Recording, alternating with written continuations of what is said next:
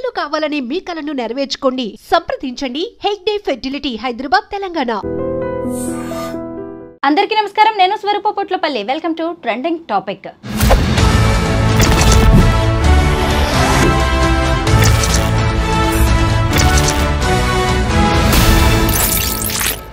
Betting భూతాన్ని తరిమికొట్టడానికి తెలంగాణ పోలీసులు సీరియస్ గా ఫోకస్ చేశారు. ముఖ్యంగా సోషల్ మీడియా ఇన్ఫ్లుయెన్సర్స్ తో పాటు సినీ స్టార్స్ కూడా ఈ బెట్టింగ్ యాప్స్ ను ప్రమోట్ చేయడం అనేది సెన్సేషన్ గా మారింది.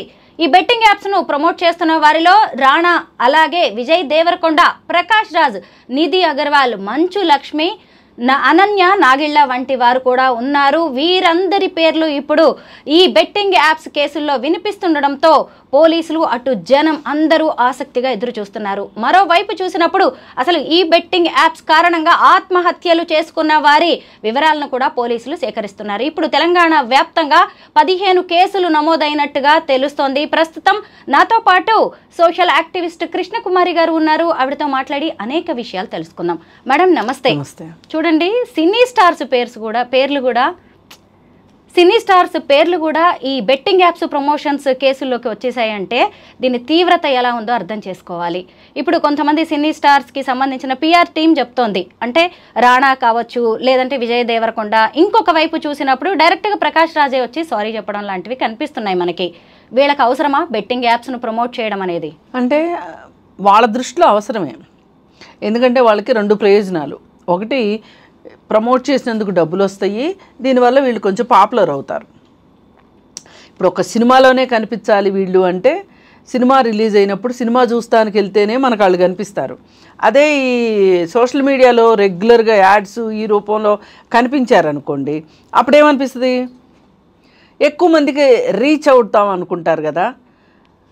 అందుకోసం అని చెప్పి వీళ్ళు పెద్దవాళ్ళు పెద్ద యాడ్లు ఇచ్చినా, చిన్న వాళ్ళు చిన్న యాడ్లు ఇచ్చినా, ఎవరు చేసినా రీజన్ ఒకటే, వాళ్ళకి 2 అందాల లాభం కాబట్టి వాళ్ళు చేస్తున్నారు. అయితే మీరు చేసే అడ్వర్టైజ్మెంట్ వల్ల అది లీగలా ఇల్లీగలా అనేది పక్కన పెట్టండి. ఈ యాడ్ వల్ల ఎవరికి లాభం జరుగుతుంది, ఎవరికి నష్టం జరుగుతుంది అని ఆలోచించాలి. ఇప్పుడు 2 అందాల లాభం అనుకోండి.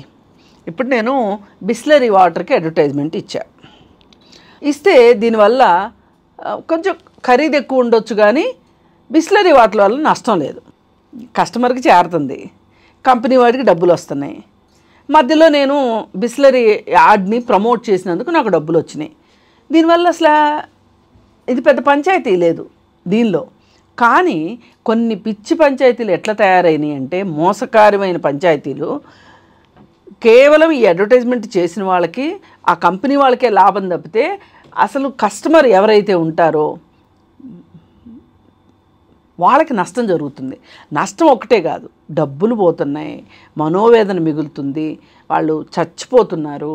వీళ్ళు చచ్చిపోవటం వల్ల, అప్పులు చేసి చచ్చిపోవటం వల్ల కుటుంబాల మీద భయంకరమైన భారం పడుతుంది. అయితే కొంతమంది ఏం చేస్తున్నారంటే, ఈ భారం పడుతుంది అన్నప్పుడు భార్యని కన్విన్స్ చేసి పిల్లల్ని చంపేసేసి భార్యాభర్తలు కూడా చచ్చిపోతున్నారు. కుటుంబాలు చచ్చిపోతున్నారు, శ్మశానానికి వెళ్ళిపోతున్నారు. వెళ్తే మరి ఇలాంటి దానికి నేనేమైనా కారణమా అనే ఒక్క ఆలోచన వీళ్ళకి వచ్చుంటే గనక ఆపేసేవాళ్ళు. వీళ్ళు ఆ కారణం వల్ల, వాళ్ళకి అర్థం అవటం వల్ల ఆపలా. వీళ్ళు దీనివల్ల ఇరుక్కుంటామేమోననే ఒక భయంతో వాళ్ళు మానేసుకున్నారు. ఇప్పుడు నిన్న జస్ట్ ఆస్కింగ్ ప్రకాష్ రాజ్ గారు కూడా ఏమంటారంటే, నేను 2017లోనే ఆపేశాను అని చెప్తున్నారు. కానీ మీరు చేసినప్పుడు ఇంత జస్ట్ ఆస్కింగ్ యువర్ ఆనర్ అనే వాళ్ళకి ఆ మాత్రం తెలీదా? ఇప్పుడు మనకి ఇన్ని డబ్బులు ఇస్తున్నారు అంటే వాళ్ళకి ఎంత డబ్బులు రాకపోతే మనకి ఎంత ఇస్తారు? ఎవరైనా అడ్వర్టైజ్మెంట్లో పెట్టుకునేది 25%. ఇంకా తక్కువకి కూడా చేసుకునే వాళ్ళు ఉంటారు, అడ్వర్టైజ్ చేసుకునేవాళ్ళు. సరే, మ్యాక్సిమం 25% వేసుకుందాం. ఈ ప్రకాష్ రాజ్ వాళ్ళకే 25% ఇచ్చారు అడ్వర్టైజ్మెంట్ల కోసం అని అనుకుంటే వాడికి 75% మిగులుతుంది. అంటే ఇక్కడ ఏమీ ఉత్పత్తి లేదు. ఇప్పుడు నేను ఇందాక బిస్లరీ అడ్వర్టైజ్మెంట్ ఎగ్జాంపుల్ చెప్పా. బిస్లరీలో ఎంతోమంది మానవ శ్రమ ఉంటుంది, మేధస్సు ఉంటే ఆ బిస్లరీ బాటిల్ తయారవుతుంది. అందుకోసం లాభాలు వచ్చినాయి, నాకు అడ్వర్టైజ్మెంట్ ఇచ్చారు అంటే అక్కడ ఒక ప్రోడక్ట్ కనిపిస్తుంది. ఒక ప్రోడక్ట్ ప్రొడ్యూస్ అయ్యేలోపు చాలా కార్యక్రమం నడుస్తుంది సొసైటీలో, అప్పుడు పర్వాలేదు మీరు ఇచ్చినా కానీ ఇప్పుడు ఈ బెట్టింగ్ కట్టండి, పైగా సరదాగా ఆడుకోండి అని కాదు. ఇప్పుడు ఒక 10 నిమిషాలు సరదాగా ఆడుకోండి, డబ్బులేమీ పోవు. ఇప్పుడు కొన్ని ఉంటాయండి స్కిల్ బేస్డ్ గేమ్స్, నేను కూడా ఆడుతుంటా. ఏంటంటే జీకేకి సంబంధించినవి, దానివల్ల నాకేం డబ్బులు పోవు. వస్తే నాకు నాలెడ్జ్ వస్తుంది, లేకపోతే అది కూడా లేదు. నేను కాన్సన్ట్రేటెడ్గా ఆడితే నాలెడ్జ్ వస్తుంది, లేకపోతే లేదు. ఇప్పుడు క్యాండీ క్రష్ అని ఆడుతూ ఉంటారు, ఇంకేవేవో గేమ్స్ సెల్ ఫోన్లో ఆడుతూ ఉంటారు. డబ్బు కట్టి దానివల్ల మనకి కేవలం నైతికమా అనైతికమా లేకపోతే ఏంటి అంటే స్కిల్ బేస్డ్ అవునా కాదా ఇవన్నీ కాసేపు పక్కన పెడితే ఆ గేమ్ ఆడినందువల్ల నువ్వు కనీసం రిలాక్స్ కావాలి. ఇప్పుడు డబ్బు పెట్టు, రిలాక్సేషన్ అయ్యావు, అది వేరే విషయం. కానీ రిలాక్సేషన్ లేదు, నాలెడ్జ్ లేదు, ఏమీ లేదు, నేర్చుకునేది లేదు, పక్క వాళ్ళతో పంచుకునేది లేదు, ఏమీ లేకుండా నీ జేబులో డబ్బులన్నీ అయిపోతుంటాయి, ఎప్పటికీ తిరిగి రావు. ఇది వాస్తవం. ఇది వీళ్ళకి తెలియదు అంటారా? అంటే అంత ఆలోచించిన కాడికి, మీకు అంత తీరికలు లేని కాడికి మీకు ఇన్ని డబ్బులు ఎందుకు? ఆ చేసుకునే సినిమాల్లోనే డబ్బులు తెచ్చుకోవచ్చు కదా. 25 కోట్లంట విజయ్ దేవరకొండకి.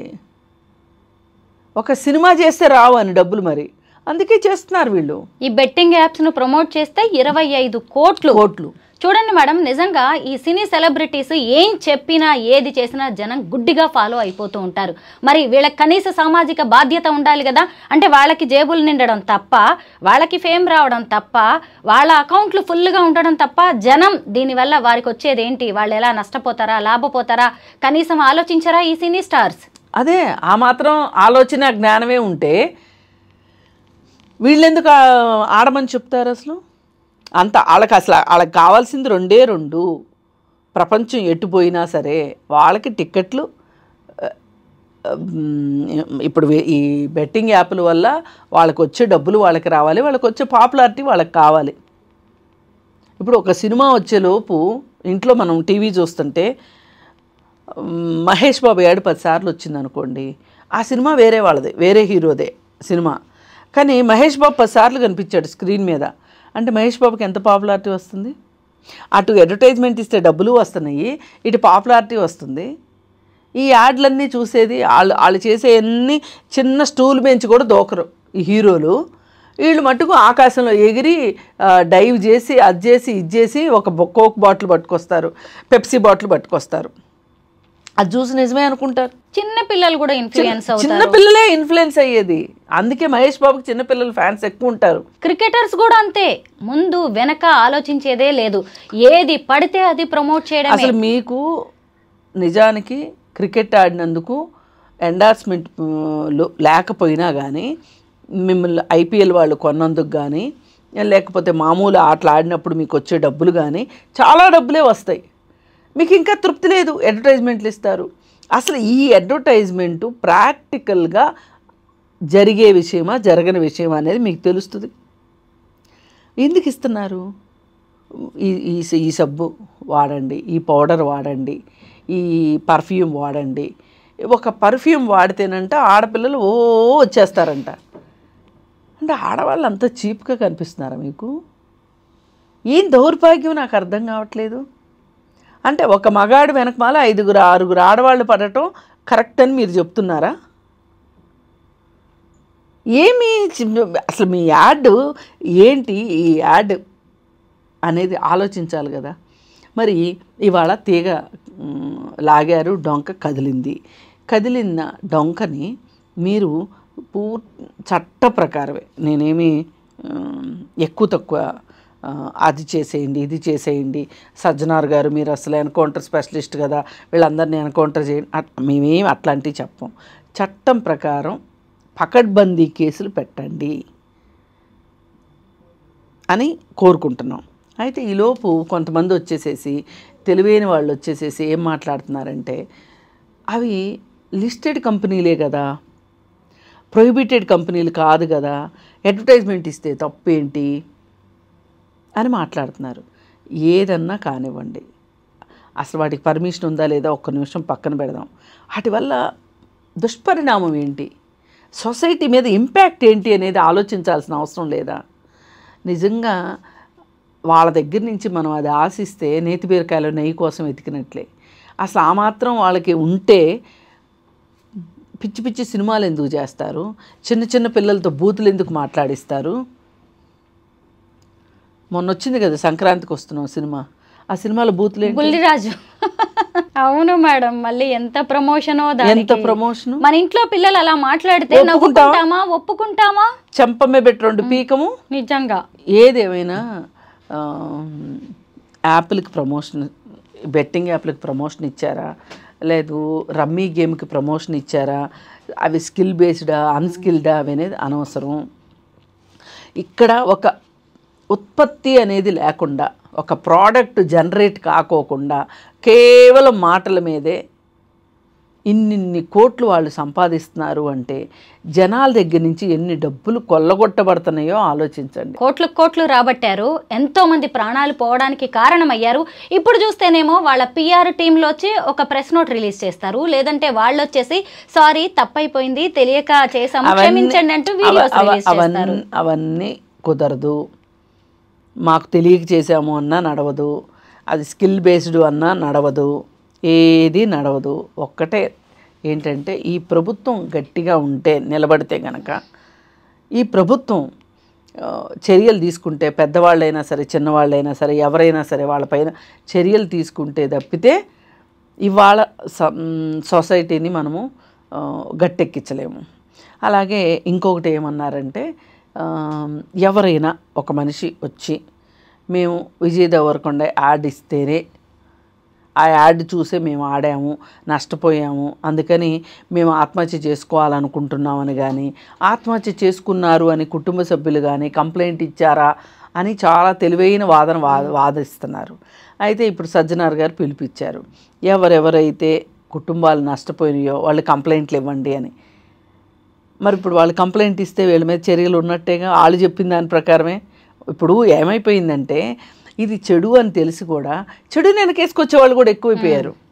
ఈ చెడుని వెనకేసుకొచ్చే వాళ్ళు కూడా వాళ్ళకి సంబంధించి వాళ్ళ ప్రయోజనాలు వాళ్ళకు ఉంటున్నాయి. ఇక్కడ ఎలా అయిపోయిందంటే ఒక కేకును కట్ చేసేసుకుని నీ ముక్క నీకు, నా ముక్క నాకు, ఇంకోళ్ళ ముక్క ఇంకోళ్ళకి, ఇంకోళ్ళ ముక్క. కానీ ఇక్కడ సమాజం ఏమైపోతుంది, ప్రజలు ఏమైపోతారు, కుటుంబాలు ఏమైపోతాయి? ఇప్పుడు ఈ యాప్ల ద్వారా బెట్టింగ్ చేస్తే డబ్బులు పోతే వాడు ఆత్మహత్య చేసుకుంటే ఒక కుటుంబం పరిస్థితి ఏంటి?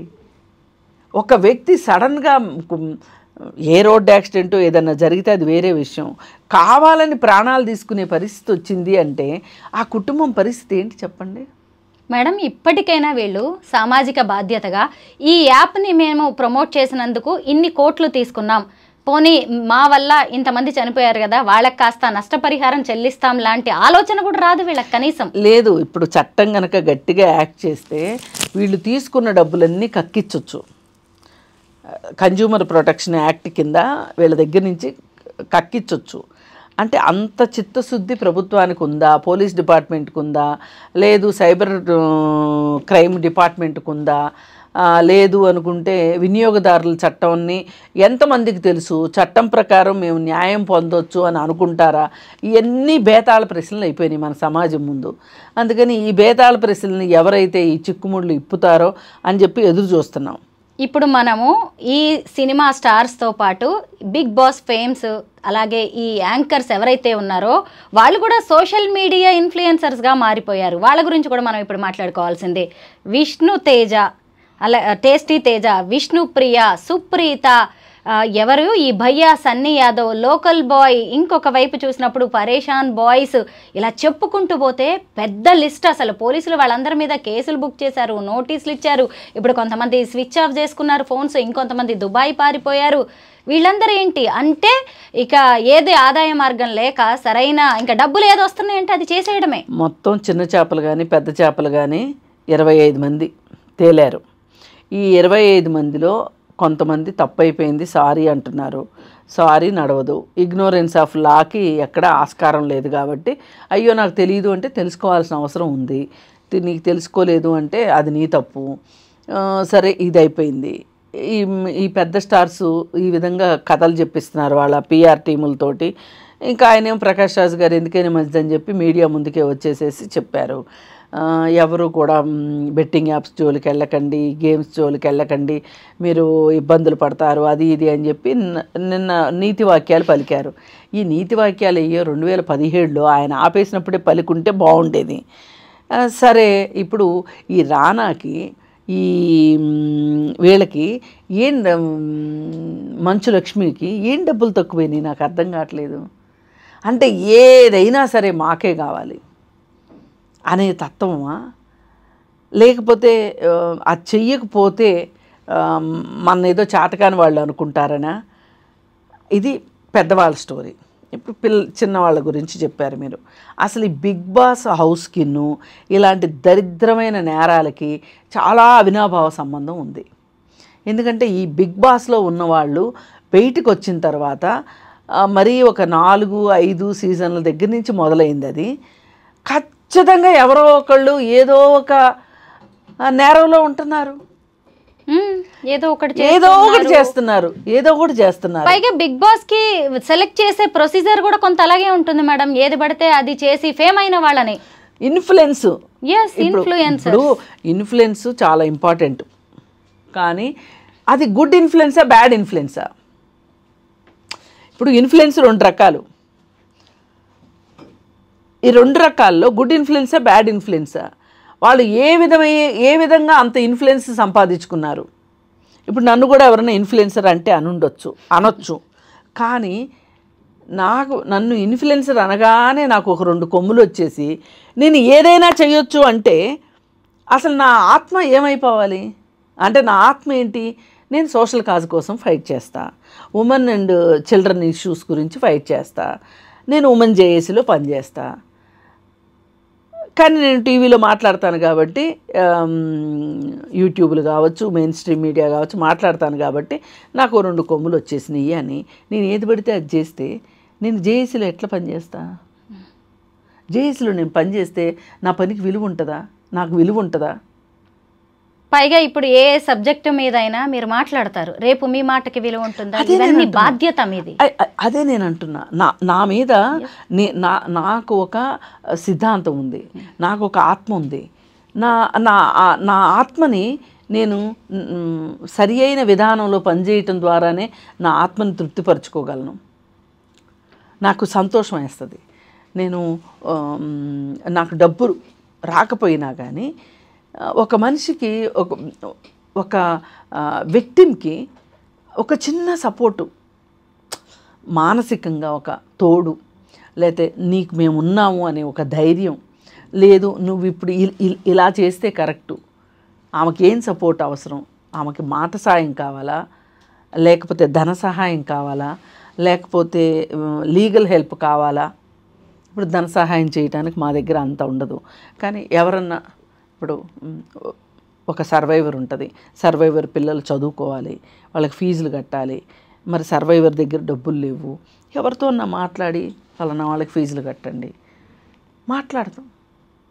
ఇది నేను ఇన్ఫ్లుయెన్స్ చేయగలను, వాళ్ళని ఇన్ఫ్లుయెన్స్ చేయగలను కాదా అని చెప్పి నేను దేనికి పడితే దానికి ఇన్ఫ్లుయెన్స్ చేస్తే వాళ్ళని. ఇప్పుడు ఒకరి దగ్గర డబ్బు ఉంటుందండి, ఒకరికి అవసరం ఉంటుంది, నేను ఇన్ఫ్లుయెన్స్ చేసి ఆ డబ్బు ఇవ్వడం ద్వారా మరి ఎగ్జామ్ ఫీజు కట్టడమా, లేకపోతే తిండి తినడమా, లేకపోతే ఇంకోట స్కూల్ ఫీజులు కట్టుకోవడమా, ఏదో ఒకటి నేను చెప్తా. నేను చెప్పాను కదా అని చెప్పి వాళ్ళు చేశారు కదా అని చెప్పి ఇంకా నేను ఏదంటే అది చేయిస్తానంటే ఎట్లా కుదురుతుంది? అందుకని ఏంటంటే మనకు ఒక వ్యక్తిత్వం ఉండాలి. వ్యక్తిత్వం లేనప్పుడే ఇట్లాంటి సమస్యలు వస్తాయి. మీరు కేవలం డబ్బు కోసమే ఉన్నారా అంటే వీటి చుట్టూనే తిరుగుతారు మీరు. ఇప్పుడు పోయినసారి రానాను వాళ్ళ బాబాయ్ వెంకటేష్ ఇద్దరు కలిసి ఒక వెబ్ సిరీస్ చేశారు. రానా నాయుడు అనే వెబ్ సిరీస్ చేశారు.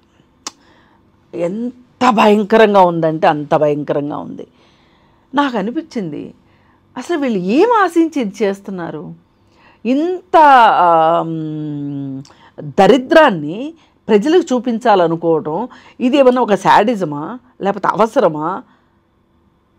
ఎందుకు చేస్తున్నారు ఇది అని అంటే ఏమీ లేదు. వాళ్ళు ఎప్పుడు లైమ్ లైట్లో ఉండాలనేది ఒకటి, డబ్బులు రావాలనేది ఇంకొకటి, వాళ్ళ స్థానం ఇంకెవ్వరు స్థానంలోకి రాకూడదు అని. ఈ కారణాల చేత వాళ్ళు మనల్ని ఎవరు అడుగుతారు వచ్చి? ఇప్పుడు నాకు రానా కనిపించాడు అడుగుతానా? వెంకటేష్ కనిపించాడు అడుగుతానా? అడగను కదా, అడగం కదా. వాళ్ళ ధీమా అదే. మా దాకా వచ్చేవాళ్ళు ఎవరు? ఒకవేళ పోలీసులు వస్తే వాళ్ళని ఎట్లా చేసుకోవాలో మాకు తెలుసు, చట్టం వస్తే ఏం చేయాలో మాకు తెలుసు. ఈ ధీమానే వెధవ పనులన్నీ, చెత్త పనులన్నీ, చండాలమైన పనులన్నీ చేపిస్తుంది. ఆ ధీమా పోవాలి అంటే పోరాటం ఆగకుండా చెయ్యడం ఒక్కటే మార్గం. మేడం, ఇక్కడ మనం మన పౌర సమాజం గురించి కూడా మాట్లాడుకోవాల్సిందే. సజ్జనార్ గారు ఈ బెట్టింగ్ భూతం అనే దాన్ని బయట పెట్టకపోతే మనం ఎవరైనా స్పందించామా? ఫస్ట్ ఆయన లోకల్ బాయ్ నానితో స్టార్ట్ చేశారు, ఆ తర్వాత భయ్యా సన్నీ యాదవ్, ఆ తర్వాత హర్ష సాయి, ఆ తర్వాత పోలీసులు రెస్పాండ్ అయ్యారు, ఆ తర్వాత ఓ కామన్ మ్యాన్ ఇచ్చిన కంప్లైంట్ తో 15 మంది మీద 11 మంది మీద కేసులు బుక్ అయ్యాయి. 8 నెలల క్రితం హర్ష సాయి విషయం ఇతను యువ సామ్రాట్ తీసుకొచ్చాడు. బయటికి తీసుకొచ్చినప్పుడు పోలీస్ యంత్రాంగం కానీ మీడియా కానీ అతనికి పూర్తిగా సపోర్ట్ ఇచ్చి పోలీసులు కూడా సహకరించి ఉన్నట్లయితే వేరుగుండేది. మరి ఆ రోజు ఎవరు ముందుకు రాలా. ఇప్పుడు సజ్జనార్ గారు స్వయంగా మాట్లాడేసరికి అందరూ దారికొచ్చారు. ఇప్పుడు ఎట్లా అంటే ఏమైపోద్దంటే శంకులో పోస్తేనే తీర్థం అవుతుంది అన్నట్లు సజ్జనార్ గారు మాట్లాడితేనే ఇది కదిలింది. అందుకే ఇన్ఫ్లుయెన్స్డ్ పర్సన్స్ మంచికి మీరు వాడండి. ఇప్పుడు సజ్జనార్ గారు కూడా దేనికంటే దానికి ఇస్తే ఇంకా ఆయనకి ఇంత వాల్యూ ఎందుకు ఉండేది? అందుకని ఆయన నిలబడాలి దీనికోసం. అలాగే మీడియా కూడా నిలబడాలి. మాలాంటి వాళ్ళం కూడా ఆపకుండా విరామం లేకుండా పోరాటం చేస్తేనే ఇది ఒక దారికి వస్తుంది. ఇప్పుడు దాదాపు కొన్ని వందల మంది కుటుంబాలు ఛిద్రమైపోయినాయి ఈ దెబ్బతోటి. అలాగే ఒక 120 మంది లెక్కల్లోకి వచ్చింది. ఇప్పుడు చాలామంది ఇది బెట్టింగ్ చేశాడా, బెట్టింగ్ అంటే ఒక నెగటివ్ వర్డ్. బెట్టింగ్ చేసి అప్పులు చేశాడు అంటే చెప్పుకోవటానికి కూడా ఇష్టపడరు చాలామంది. పరువు తక్కువ అని, ప్రాణాలు పోయినా పర్లేదు. ఇప్పుడు నేను వేరే ఛానల్లో ప్రోగ్రామ్ చేస్తే దానికి సంబంధించి వాళ్ళు ఒక వీడియో పెట్టారు.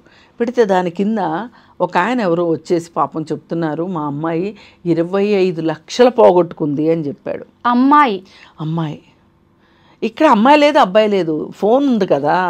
పైగా ఈజీ మనీకి అలవాటు పడిపోయి, లగ్జరియస్ లైఫ్కి అలవాటు పడిపోయి, కష్టపడకుండా కూర్చునే ఫోన్లలోనే డబ్బులు సంపాదించాలని. ఇప్పుడు ఇక్కడ మనము కేవలము వీళ్ళని మాత్రమే మాట్లాడేదానికంటే కూడా ఈ ఆడుతున్న వాళ్ళ గురించి కూడా కొంత మాట్లాడాలి. అసలు మీరెందుకు ఆడారు?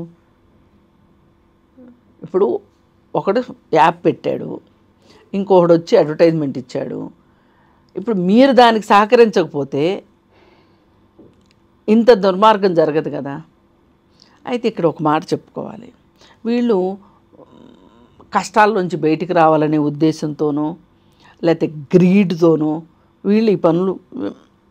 వీళ్ళు ఈ యాప్ల్లో ఇది చేయొచ్చు, ఎవరు సామాన్య ప్రజానీకం కూడా. కానీ మనం ఇంకొక లాజిక్ ఆలోచించాలి. ఈ యాప్లు ఏవి ఈ కళ్యాణ్ జ్యువెలర్స్ లాగానో మలబార్ జ్యువెలర్స్ లాగానో అడ్వర్టైజ్మెంట్లు ఇచ్చే పరిస్థితి ఉంటుంది వాళ్ళకి. ఇది అవుట్ సైడ్ రియల్ వరల్డ్లో వాళ్ళు కేవలం ఏం చేసినా సోషల్ మీడియాలోనే చెయ్యాలి. ఇప్పుడు కొత్తగా క్రికెట్ మ్యాచ్లకి స్పాన్సరింగ్ చేస్తున్నారు.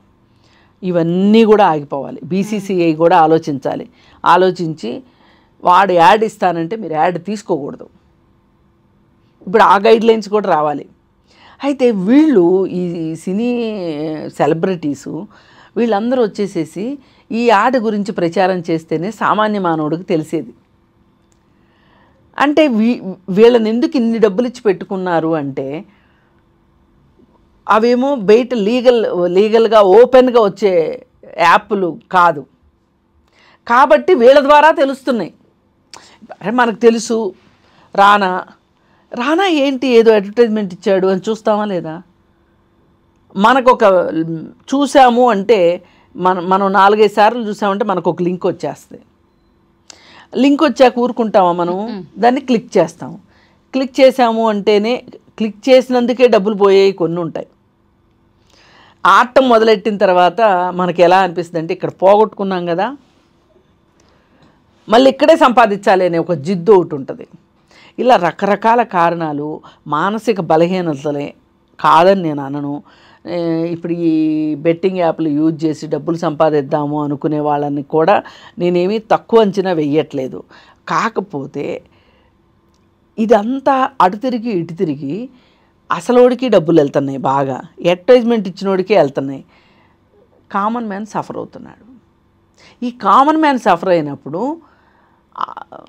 అతని భార్య ఆడినా ఆడకపోయినా అతని పిల్లలకి డైరెక్ట్గా సంబంధం ఉన్నా లేకపోయినా కష్టాలను అయితే వాళ్ళే అనుభవిస్తారుగా. ఒకసారి పోయినాయి ఇంకోసారి వస్తాయి అంటే అది వేరు విషయం. ఇక్కడ పోవుడే వచ్చుడు లేదు.